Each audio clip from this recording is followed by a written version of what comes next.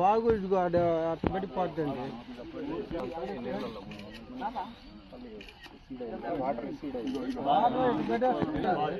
శ్మశానం కాడికి శ్మశానం కాడికి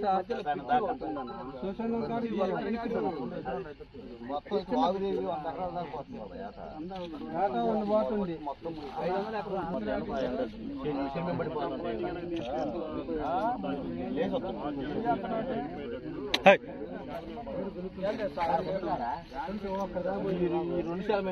ఏంటంటే సిఓసి కాపర్ ఆక్సీ క్లోరైడ్ ద్రావణము మొదలలో పోసుకుంటే మొదలలో పోసుకుంటే మొదలు కాదు అసలు జరగడం.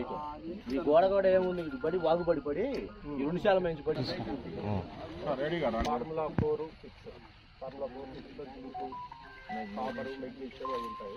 అవి 2 చేసుకుంటే కొంతవరకు రికవర్ అవుతాయి. వైట్ ఫ్లై జాసిడ్స్ పచ్చదోమ తెల్లదోమ 2 తెల్లదోమ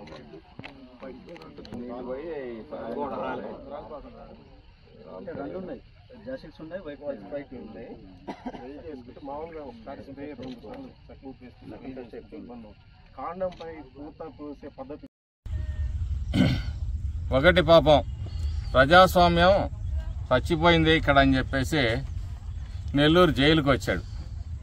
ఇక్కడ శాసనసభ్యుడే ఆ ఉద్దండు ప్రజాస్వామ్యాన్ని అపహాస్యం చేస్తూ ఈవీఎంలు పగలగొడితే అదే ఇక్కడ ప్రజాస్వామ్యం లేదని మాట్లాడతాడు. ఎవరు ప్రజాస్వామ్యాన్ని కూనీ చేశారు? సిగ్గులేదా మాట్లాడటానికి? జరిగిన సంఘటన ఏంది, నువ్వు మాట్లాడేదేంటి? రెండోసారి వచ్చాడు విశాఖ, వినుకొండ వచ్చాడు. వినుకొండలో ఒక రౌడీ షీటర్ హత్య జరిగితే పాపం ఆయనకు ఒక రౌడీ షీటర్ తగ్గాడని ఫీల్ అవుతున్నాడు. ఆయన నమ్మిన సిద్ధాంతాలని ఫాలో అయ్యేవాళ్ళు మరి తగ్గిపోతున్నారని బాధపడ్డాడో తెలియదు, కానీ అక్కడికి వచ్చాడు. దాన్ని పోయి ఢిల్లీలో ప్రెస్ మీట్ పెట్టి 36 మందిని చంపేశారని. సిగ్గుందా? 36 మంది లిస్ట్ ఏదిరా అంటే మరి ఎన్ని పేర్లు ఇచ్చావు నువ్వు? మూడోసారి వైజాగ్ వెళ్ళాడు మొన్న, అక్కడెళ్ళి ఇదే సోదా. నిన్న విజయవాడ వచ్చి అసలు ఏం మాట్లాడుతున్నాడు? వీడికి మతి భ్రమించిందా? ప్రజలు చీకొట్టినా ఇంకా సిగ్గు రాలేదా? ఈరోజు ఇంత కష్టపడి ఈ రాష్ట్రంలో ఈరోజు ప్రాణ నష్టం, విజయవాడ లాంటి మహానగరంలో ఎన్ని లక్షల మంది ఉంటారు, అక్కడ ప్రాణ నష్టం జరగకుండా ఎంతో మేమేది చంద్రబాబు నాయుడు గారు ఏది చేసినా మీ పొగడ్తల కోసమో జనం ఇది కోసం బాధ్యతతో పనిచేస్తున్న ముఖ్యమంత్రి చంద్రబాబు నాయుడు గారు.